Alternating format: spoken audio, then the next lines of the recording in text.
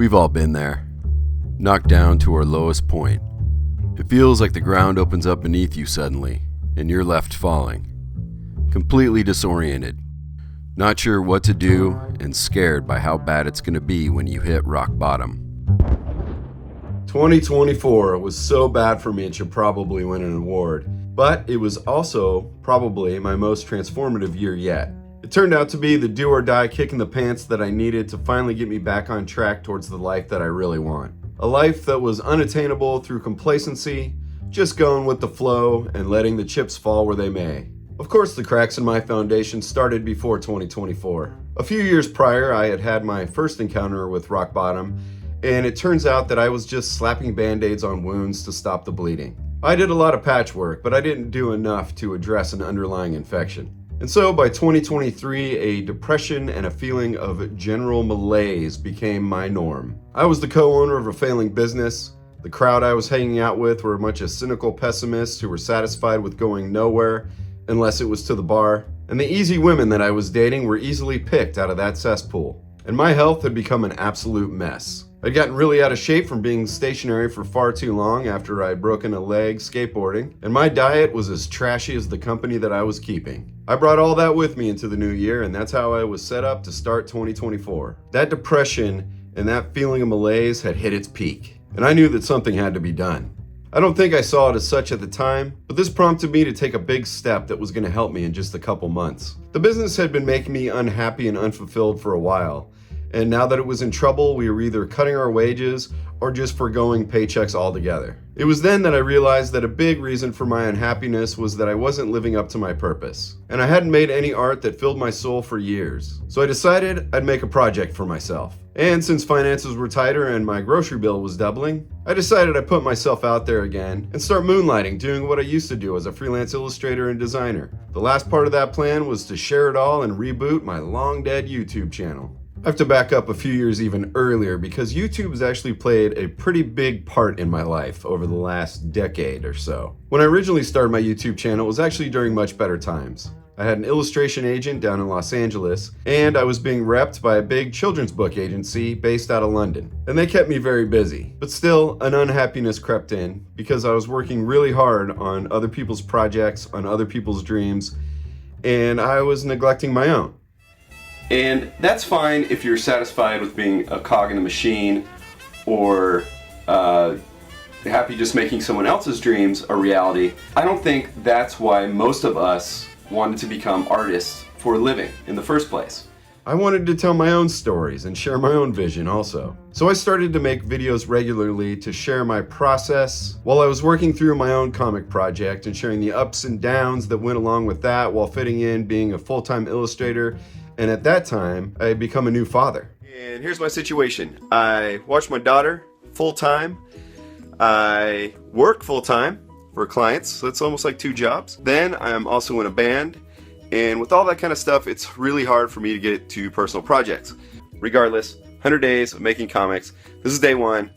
My original thought was just to solely hold myself accountable for the maybe 10 people that I expected would be watching. Way more people started watching than I thought were going to. And I started getting comments, messages, and emails from people telling me that what I was doing had inspired them to get to their labors of love. That was a pretty big deal for me, and it became cyclical because they were inspiring me just as much and helping me to keep pushing. And that gave my videos on my YouTube channel a more worthy purpose. And so I even kept it up when I was looking at rock bottom for my first time when I was going through a divorce. And with the memory of all that in mind, that's why I wanted to reboot my YouTube channel. It seemed to resonate with people before, seemed to help them. It helped me, and now I was going through a rough patch. So I decided to reboot my YouTube channel, make some art, and hope that I'd have a positive impact. But at first, I wasn't sure what I was gonna do. Maybe I'd get back and rework that comic project that I'd quit when I had quit my YouTube channel initially. But I didn't know what to do about it, and that wasn't exciting me anyway.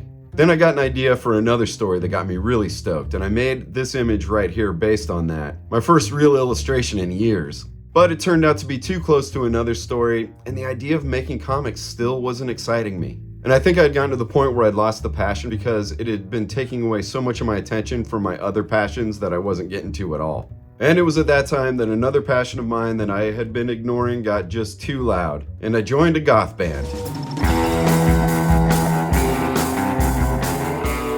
And with it came parties and the chicks and the easy dopamine hits. And those temptations became a lot bigger than the temptation to sit alone at an art table.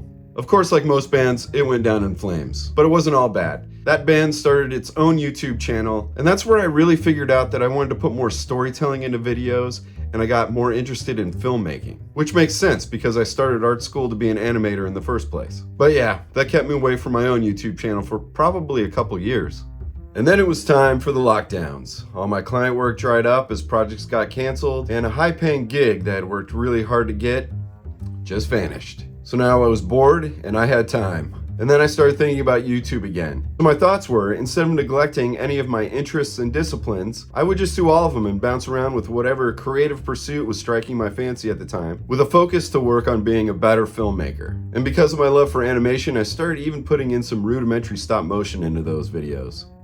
I was just watching the Rockford Files, and in between car chases, I was doodling on the cover of this sketchbook.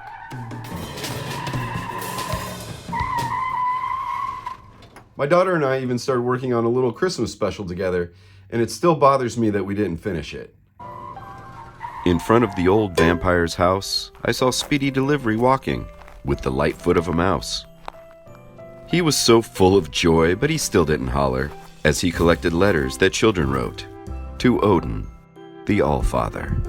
I think I'm going to put that back on the list. Anyway, I think only about 3 or 4 videos actually got completed. But concurrently, I was working on another YouTube channel that was about a fictional hardcore punk band from the 1980s who was really big into skateboarding. And the idea with that is that it was going to be kind of a skate punk version of Spinal Tap. Huh? What's this for? Oh, yeah. So you want to know about accidental kickflip.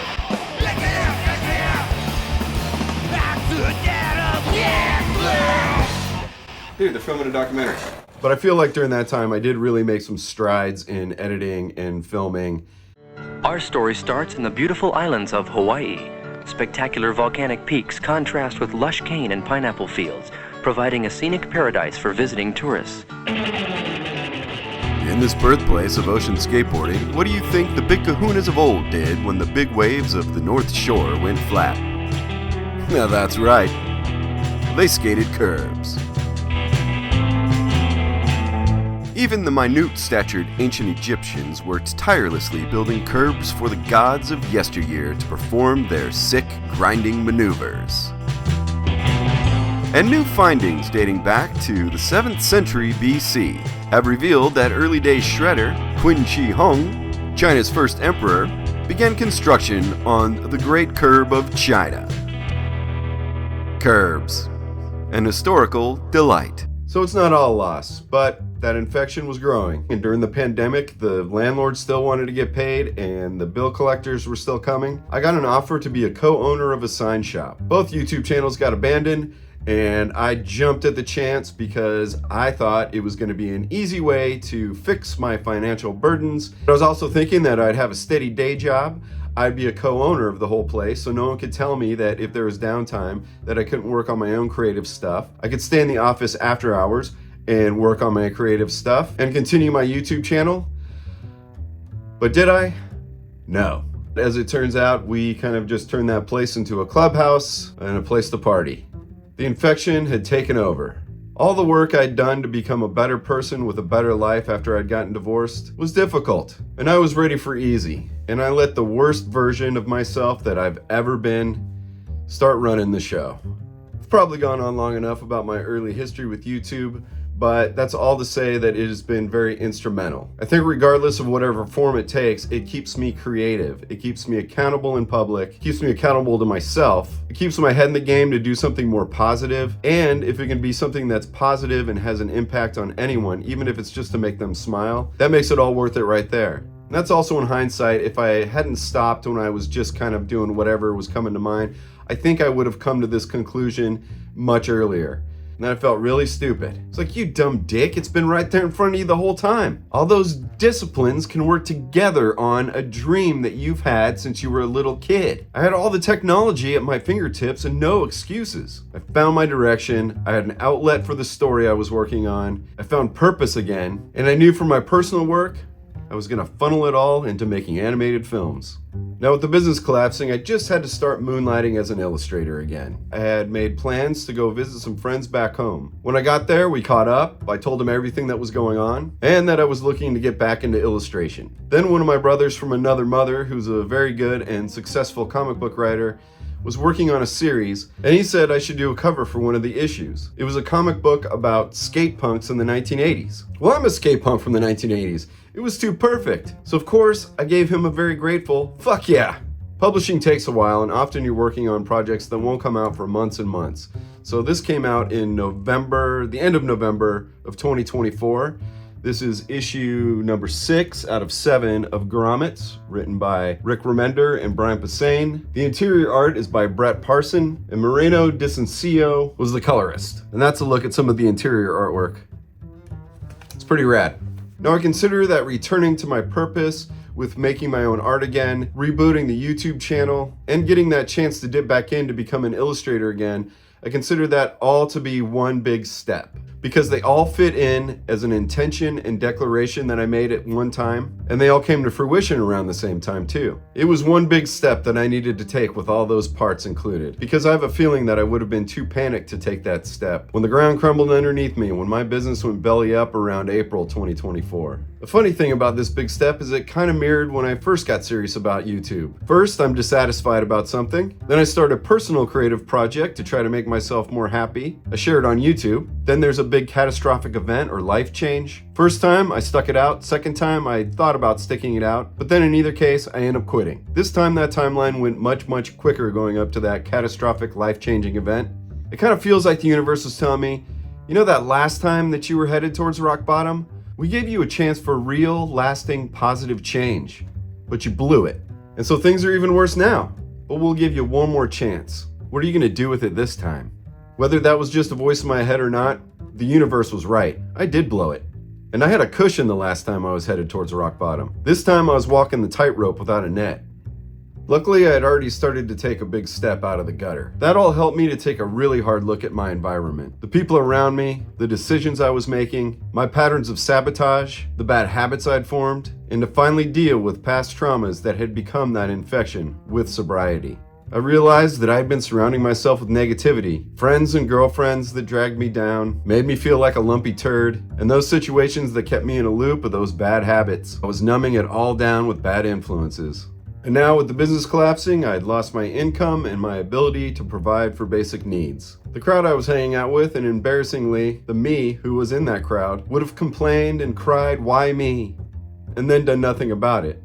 As a matter of fact, when I got to that point, if I recall correctly, the biggest amount of support I got was a, "That sucks, dude." And then I was provided with a shot of whiskey and a beer, as if that was going to alleviate all my problems. All it did was highlight something I was already thinking: these people don't care about me. And I took that shot of whiskey and that beer as a boot on my back to hold me down, because misery loves company, right? But luckily I have a little bit of wisdom from my previous fall, and from a previous version of myself that was a lot better than I was at that moment. I was not where I thought I was going to be at that point in my life. I wasn't the person I thought I'd become at that point in my life. And I knew I didn't want to be in that bucket of crabs. So instead of being a little whiny bitch and asking, why is this happening to me? I knew the proper question was to ask, what can I learn from all this? I took it all in. I gave myself a limited time to sit in it, only for a little while, because I know from past experience that wallowing doesn't fix a damn thing. When the time was up, I didn't just turn the pain off though. I accepted it. I acknowledged, sure, some of my problems are out of my control, but I accepted that most of my problems were my own fault. And I took complete ownership, and I think that's another important step. Every action taken, every action not taken that should have been taken, and everything that you've ever done or ever said leads you to where you end up. So by April 2024, my trip towards rock bottom was not by accident. It was all designed by me. An old Stoic maxim comes to mind. I can't remember if it was Seneca or Abraham Lincoln. You might not control everything that happens to you, but you can sure as shit control how you react to it. So with life crumbling down all around me, totally broke, surrounded by garbage people, I let go of the things I couldn't control and put my focus on the things that I could. Physical therapy was over for that broken leg, and seeing the lump that I had become, I decided it was time to start focusing on my health. Because when the deuce hits the fan, it's the most immediate thing that you can control to improve yourself and your situation. You bring it with you everywhere, and no one has more control over it than you do. So just like the last time I was staring at rock bottom, I started walking. And I've been pushing myself to go further and further. And I made the decision to stop consuming poison and garbage, along with getting back into strength training, mostly doing body weight exercises and using resistance bands. That brought me back to one of my biggest joys, the thing I was doing when I broke my leg initially. The happiest day on my road back to good health was getting on my skateboard again. My leg is not at 100% yet, and I'm not skating at the level that I was, but just the act of rolling, the act of carving a bowl, not worrying about getting too gnarly, doing any radical tricks or anything. Just the act of riding it reminded me why I love skateboarding so much. It's when I feel the most free, clear, and centered. It's how I meditate and let go. And that brought me back to another love that I'd let escape for far too long and for no good reason. It brought me back to where skateboarding gets its origins. It brought me back to surfing, and by the middle of summer of 2024, I was back on the hunt for waves. And when the ocean was flat, another old friend showed up to join the party, and I was running around in short bursts to ride the shore break on a skimboard.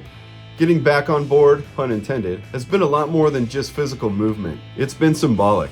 I'm back to doing exercise, getting physical movement that has always transcended just being mere hobbies. They've been a way of life. They've shown me who I am at my best. They remind me that I'm fully capable of taking back control of my life. And in skateboarding and surfing, there's a lot of challenges. And when you overcome those challenges, there's a lot of progress. But to get that progress, you have to accept your fear. You have to overcome it. And when you do, that makes you more confident. These are activities that come with some danger and risk. And I do it for fun.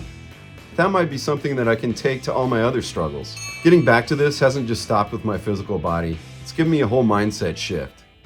There were some relationships that I needed to end. I've been thinking about it for at least a couple years, but I had a lot of fear and some resistance about it. With my family and my really good old friends being hundreds and thousands of miles away from me, I was afraid to be alone. I'd never been truly lonely in my life. I talked to somebody. I talked to a professional. I wanted to figure out why I eventually always get into a certain type of friendship and why I always end up in relationships with certain kinds of women. This is really where that infection that I talked about was addressed. Turns out that there have been a couple key moments in my life that I buried really deep. Things that had been affecting me for decades. So with some help, I opened Pandora's box. That infection's finally on the mend.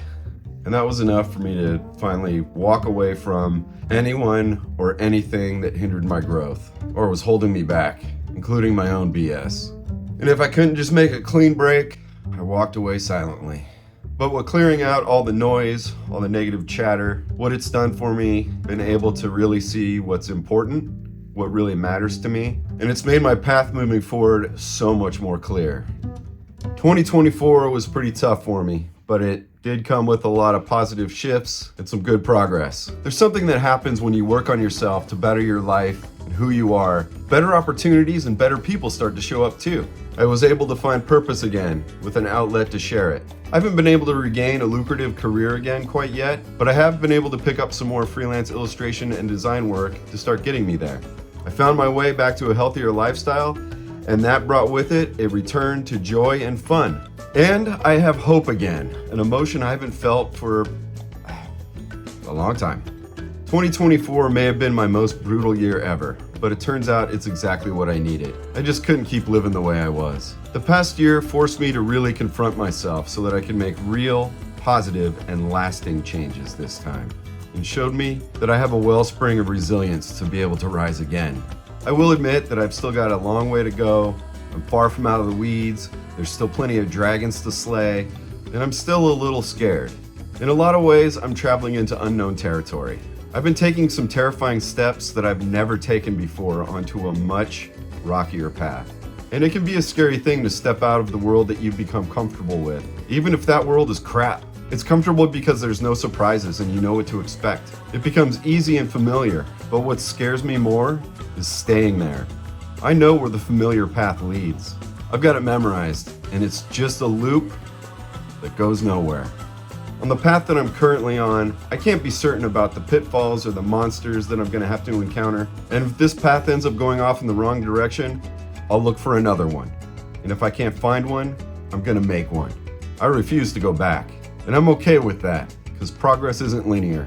To anyone who's going through hard times or in the same boat as me, I just want to say that rock bottom doesn't have to be game over. It can be your call to action and adventure. It can be your new foundation to build on. And that concludes my 2024 year-end review. And it's the conclusion of 100 Days of Living. It's time to move on. If you're still with me, I want to thank you. This is a video I think I had to do so I could have a little bit of catharsis and so I could keep moving forward. And I hope there was something of value for somebody in there. But I've kept you long enough. I've got to go. I've got an animated film to work on, and I'm sure you've got to go kick ass in 2025. Happy New Year, everybody. Thanks for watching. I've got an algorithm to fight, so I'd be much obliged if you'd hit that like button. And I'd love to hear from you in the comments. And if you feel so inclined to help me out with what I'm doing, there's a Patreon link over there in the bottom right-hand corner. In any case, thanks again, and have a good one.